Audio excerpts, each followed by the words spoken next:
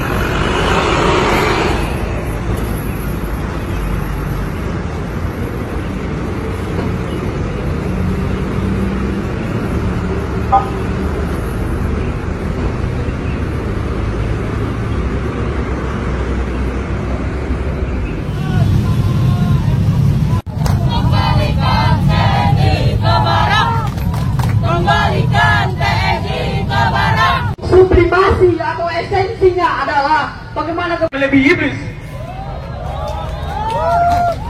Dengan paru-paru separuh nyawa, tapi semangatmu tak pernah. Jangan sampai. Hidup baru, hidup nelayan. Pak Dirman, anak negara kita, saudara-saudara, saudara-saudara, satu hidup bersih atau kerja kelompok. Dengan tolong untuk juang di sana. Oke, kawan-kawan, silakan maju ke depan.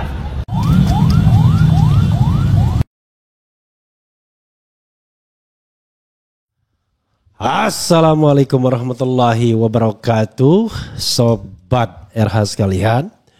Jumpa lagi kita di channel yang keren ini. Keren, cadas. Ya, sahabat RH sekalian, sejak tanggal 7 saya tidak live ya. Karena umroh ke Tanah Suci, alhamdulillah. Ya pas pulang kalau pakai begini seperti mualaf saya ya. Jadi banyak kejadian di tanah air ya. Soal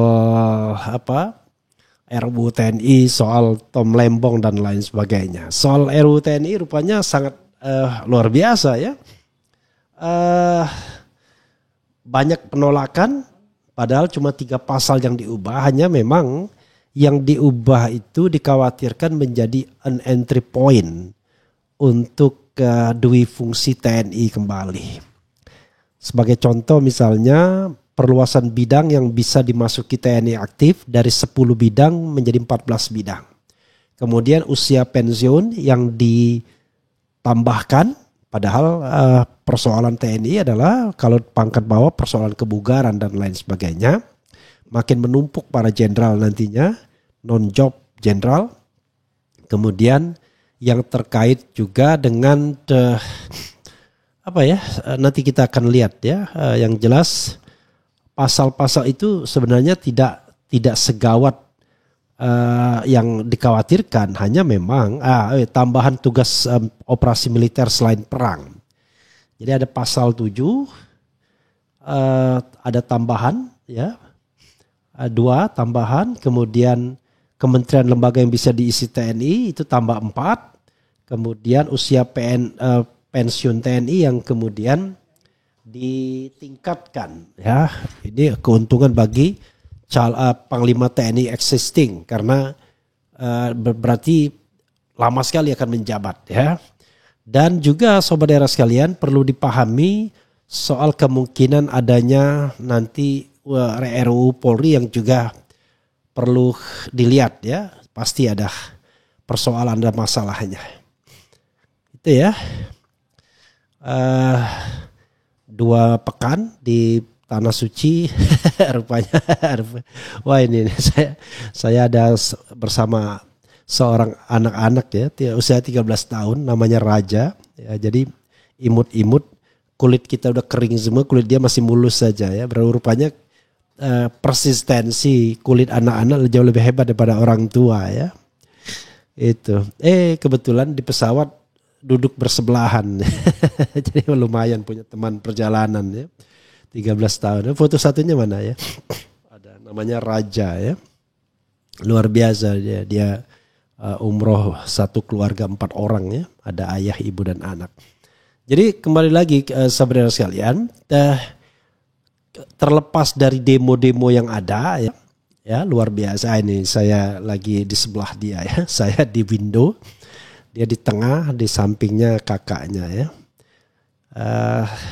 Lumayan juga 9,5 jam perjalanan non-stop ya dari Jeddah ke Jakarta. Kalau Raja tambah perjalanan ke Palembang, tambah ke Lempuing, Sumatera Selatan ya. Ya, jadi sobat daerah sekalian, coba kita lihat ya. Daftar pasal kontroversial di RUU TNI. Nah, saya ingin melihat terlepas dari demo yang marak, demo yang masif di satu sisi dan tindakan represif aparat di sisi yang lain, saya ingin melihat ada pasal perubahan badan atau lembaga apa saja yang bisa dimasuki oleh TNI aktif. Oke. Pengertian TNI aktif itu ya TNI yang aktif, ya. Jadi pangkat apapun dia, yang jelas TNI aktif. Itu pasal 47. Kementerian lembaga yang bisa diisi TNI. Dalam pasal 47 ada penambahan 4 posisi jabatan publik yang bisa diisi TNI aktif dari sebelumnya 10 kini menjadi 14. Penambahan 4 kementerian garis miring lembaga yang bisa diduduki TNI itu adalah ya Badan Nasional Pengelola Perbatasan BNPP, kemudian Badan Penanggulangan Bencana, Badan Penanggulangan atau BNPB ya. Dan jangan lupa itu sudah terjadi penyimpangan ya sebelum diubah undang-undangnya. Ingat ketika Doni Monardo, Letjen TNI Purnawirawan yang sekarang sudah almarhum ya. Doni Monardo dijadikan sebagai kepala BNPB, itu sebenarnya sangat bertentangan dengan undang-undang TNI, tetapi pada waktu itu memang orang kemudian bisa menerimanya sebagai sebuah kondisi darurat ya, karena kita mengalami COVID-19. Kemudian sayangnya tidak menggunakan Perpu itu saja. Kemudian Badan Penanggulangan Terorisme masuk BNPT sekarang ya. Badan Keamanan Laut Bakamla yang pernah ditepa isu korupsi, dan Kejaksaan Republik Indonesia atau Jaksa Agung Muda bidang tindak pidana militer. Oke, ini 4 bidang. Sebelumnya 10 bidang sebelumnya adalah Kementerian Koordinator Bidang Politik dan Keamanan Menko Polkam, ya. Sekarang diduduki oleh Budi Gunawan. Kemudian Kementerian Pertahanan itu termasuk Dewan Pertahanan Nasional, ya. Kemudian Kesekretariat Negara yang menangani urusan Kesekretariat Presiden dan Kesekretariat Militer Presiden. Kesekretariat Negara. Oh, ini sebelumnya. Oke, 14 ya. Rupanya ada diselundupkan ya. Kesekretariat Negara yang menangani urusan Kesekretariatan Presiden dan Kesekretariat Militer Presiden, nggak nambah ya. Oke, Badan Intelijen Negara, kemudian Badan Cyber dan atau Sandi Negara, Lembaga Ketahanan Nasional, Badan Search and Rescue SAR Nasional, Badan Narkotika Nasional BNN, Badan Nasional Pengelola Perbatasan BNPP, kemudian Badan Penanggulangan Bencana, kemudian Badan Penanggulangan Terorisme, Badan Keamanan Laut, kemudian 13 Kejaksaan Republik Indonesia, Jaksa Agung Muda bidang tindak pidana militer, Mahkamah Agung. Jadi sobat era sekalian, demi Teddy ya, maka kemudian undang-undangnya diubah. Jadi undang-undang diubah untuk menyesuaikan dengan Teddy ya, Mayor Teddy atau Letkol Teddy ya. Karena sebelumnya tidak disebutkan Kesekretariatan Negara ya, yang bisa masuk itu adalah Sekmil, Sekretaris Militer Presiden. Kalau begini sobat era sekalian, besar juga. Karena Kesekretariatan Negara itu lembaga sipil. Bisa dibayangkan kalau Kesekretariat Negara, Kesekretariat Presiden semua diisi militer, maka sebenarnya ini luar biasa. Nanti bisa saja kemudian staf-staf Kesekretariat Negara atau Sekretariat Presiden atau Sekretariat Militer itu semuanya dari militer. Nah, ini yang saya kira kelihatannya penuh tricky kelihatannya ya. Jadi demi Teddy rupanya masuk perubahan ini ya. Maka Teddy kemudian akan dikatakan sudah sesuai dengan Undang-Undang TNI yang baru karena dia adalah bagian dari Kesekretariatan Negara. Luar biasa ya. Jadi karena sekretaris kabinet ya itu adalah bagian dari Sekretariatan Negara. Kesekretariat Militer Presiden bagian dari Sekretariat Negara. Persoalannya adalah pangkat apa yang bisa mengisi untuk Sekmil, Sekretaris Militer Presiden. Itu persoalannya. Apakah pangkat Mayor Letkol bisa mengisi jabatan tersebut? Padahal seharusnya tidak. Karena untuk mengisi jabatan setingkat eselon 1 itu minimal Brigjen harusnya. Ya, karena Sekmil itu eselon 1 minimal Brigjen. Dan Teddy jauh dari Brigjen. Jadi sobat sekalian, saya kemudian ingat kata Ginting ya, pengamat militer, teman saya pernah satu kantor yang mengatakan bahwa ya ini TNI mengacak-acak institusinya sendiri. Oke, kalau kita lihat sobat era sekalian ya, maka pintu masuk Teddy ya sebagai sekretaris kabinet ya, dan selalu diintroduction oleh Prabowo kalau kunjungan ke luar negeri. Katanya cabinet secretary ya kan, seolah-olah sederajat dengan para menteri. Tapi dibilang eselon 2. Tapi seperti spesial. Padahal jabatan-jabatan sekretaris itu harusnya eselon 1. Mana ada sekretaris eselon 2? Seharusnya eselon 1. Ya, sekretaris menteri saja eselon 1, apalagi sekretaris kabinet yang berada di istana negara. Tapi ya demi Teddy pokoknya semua disesuaikan. Tetapi ternyata ya belum sesuai juga sesungguhnya. Karena kalau seandainya Teddy dikatakan sebagai staf, ya kepala misalnya kepala biro ya, karena eselon 2 itu kepala biro misalnya, kepala biro sekretariat militer, it's okay. Tapi kalau dibilang sekretaris kabinet yang kemana-mana di introduction sama seperti menteri, ya terserah Prabowo lah. Mau-maunya dia ya bernegara itu. Kita bicara mengenai bagaimana bernegara secara tertib. Tapi kita menghadapi presiden yang mau-maunya saja, ya terserah aja. Tapi rakyat akan menilai bahwa Prabowo sedang memecah hierarki militer. Dan sekarang demi Teddy, maka sekretariat negara adalah institusi yang bisa dimasuki militer aktif. Jadi saya kira kalau misalnya tadi Munarman mengatakan tidak ada dui fungsi TNI. Wah, hati-hati Bung Munarman ya. Karena dengan di state bahwa sekretariat negara bisa dimasuki TNI aktif, maka sekretariat negara itu adalah lumbung dari kepresidenan. Jadi yang namanya civilian supremacy bisa terancam. Karena perwira aktif bisa masuk di sekretariat negara. Padahal kita tahu sekretariat negara adalah siraman yang sangat powerful di siraman apa. Jadi sekretariat negara adalah sekretariat yang jelas dapurnya negara ini. Bayangkan ya, kalau dapur negara ini sudah bisa dimasukin perwira-perwira aktif, maka tunggulah selangkah lagi akan terjadi yang namanya dui fungsi TNI. Hati-hati. Jadi dalam konteks ini, saya bisa memahami protes dari mahasiswa ya. Jadi ini bukan perkara yang ringan Sobat Era sekalian ya. Oke, coba kita lihat komentar Sobat Era sekalian terkait dengan hal ini ya. Tidak terasa malam 21 sekarang ya. Seperti biasanya setiap pulang dari umroh ada batuknya, ada sakitnya. Jadi itu mudah-mudahan menjadi penebus dosa kita semua ya.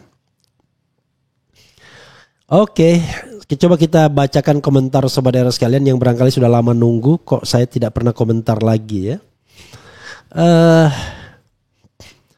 Assalamualaikum warahmatullahi wabarakatuh. Hadir menyimak Jakbar Jembatan Besi 8 ya.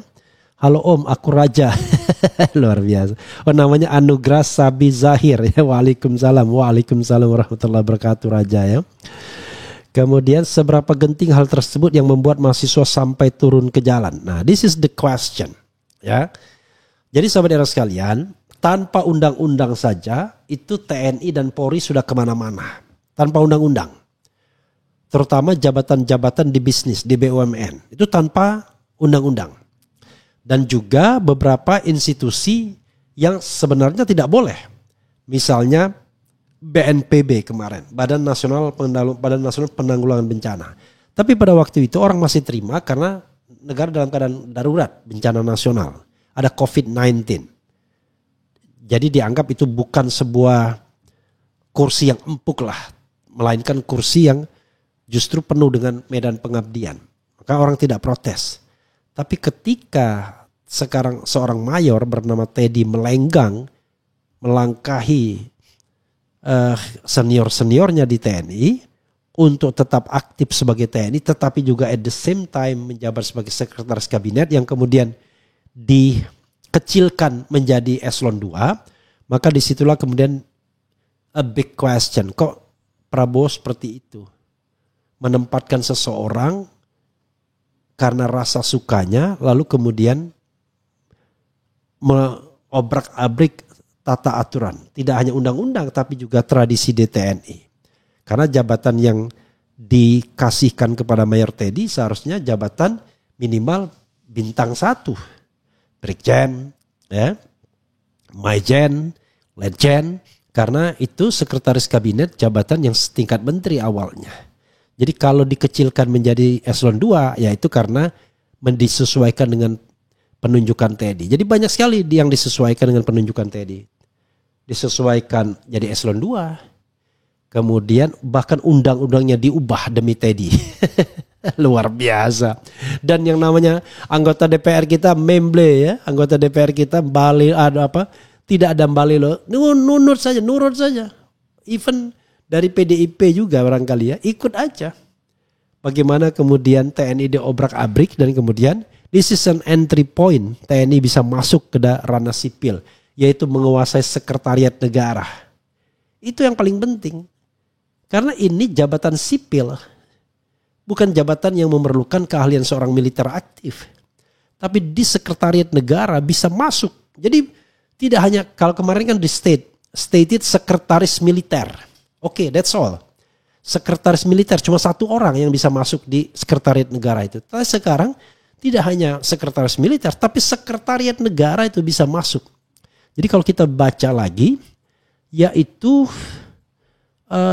institusi yang bisa dimasuki adalah kesekretariatan negara yang menangani urusan kesekretariatan presiden dan kesekretariatan militer presiden. Oke, rupanya diperkecil, yaitu kesekretariatan negara yang menangani urusan kesekretariatan presiden dan kesekretariatan militer presiden.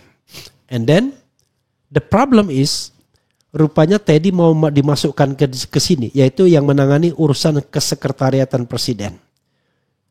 Jadi ada sekretaris negara, ada sekretaris presiden, ada sekretaris militer presiden. Jadi jabatan Teddy akan dikatakan apa ya? Tetap eselon 2 atau bagaimana? Jadi tidak sekretariat negara secara keseluruhan, saya salah tadi, saya belum baca secara persis, tetapi khusus sekretariat presiden dan sekretariat militer presiden. Oke, you know, presiden adalah the head of state and the head of government. Jadi kalau sebagai the head of government dan the head of the state, maka sesungguhnya presiden itu jauh lebih powerful theoretically dibandingkan sekretariat negara. Kalau sekretaris negara berarti the head of state. Presiden sebagai fungsi the head of state. Tetapi sebagai the head of government, itulah sekretaris presiden yang sesungguhnya. Yaitu sekretaris kabinet sesungguhnya. Jadi kita tidak jelas ya. Gara-gara Teddy kemudian kita menjadi orang bodoh semua kan. Jadi karena harus menyesuaikan dengan hal-hal seperti ini ya. Oke. Kemudian semangat semuanya anak-anak, ayo semangat semuanya, semangat nyanyian. Wah Haji Refli kemana saja nih? Saya umroh bro ya, dari tanggal 7 dan baru pulang tanggal 19 ya. Pak Refli hati-hati, ini channel kayaknya diawasi Badan Cyber Polda Metro, tapi ya dicari-cari pun kesalahan Pak Refli nggak ada. Saya nggak ngerti ya. Kita hidup di negara yang katanya memegang konstitusi. Konstitusi itu adalah kebebasan menyampaikan pendapat baik secara lisan maupun tulisan. Saya nggak mengerti. Kemudian tiba-tiba diawasi dan lain sebagainya. I have no an agenda. Dia diangkat, ditawari jadi pejabat publik aja saya tidak akan mau.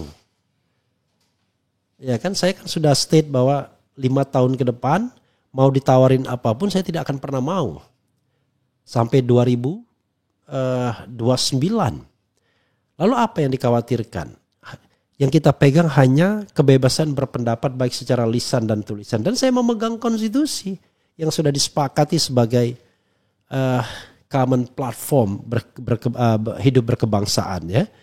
Jadi kalau tiba-tiba malah kita yang ingin menegakkan konstitusi dianggap musuh negara, bagaimana lagi? Sementara para koruptor yang berlindung di institusi-institusi itu malah kemudian mendapatkan fasilitas, pangkat, jabatan dan lain sebagainya. Ya.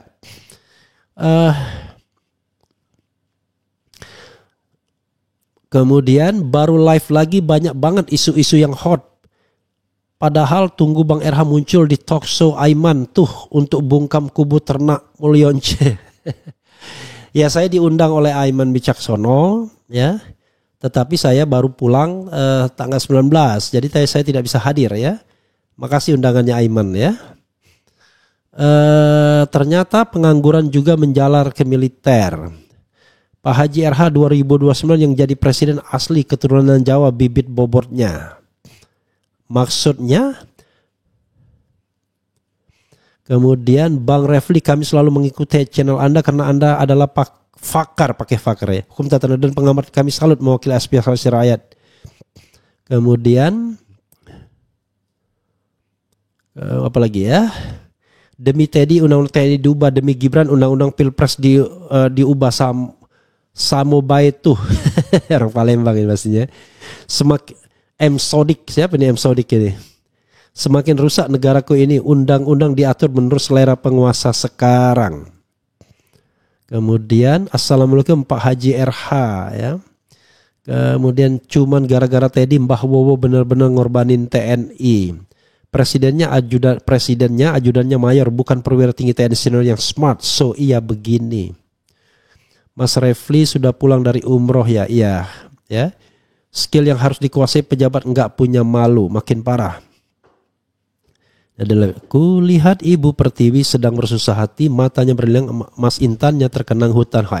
Jelas lagu ya. Kemudian Bang, apa boleh naik pangkat dalam 2 tahun ke Letkol? Kok dia nggak malu ya naik jadi pelayan Wowo ketimbang berperang dan latihan militer? I don't know exactly ya. I have no problem with Teddy, tapi yang saya bicarakan adalah sebuah institusionalisasi yang didasarkan pada konstitusi dan undang-undang. Jadi bila mana itu melanggar konstitusi dan undang-undang, ya sebagai orang hukum tata negara, ya saya mau berbicara seperti itu ya, begitu ya. Rambutnya pasti gundul, absolutely. Karena katanya gundul menggugurkan dosa ya. Apa perlu Prabowo dilengserkan? Tergantung rakyat ya. Dan wakil-wakil rakyat. Ini alasan Prabowo dipecat dari TNI, tidak patuh, sering melampaui kewenangan dan mengabaikan hierarki di lingkungan militer. Wowo Mulyono 11-12 menuju tenggelam.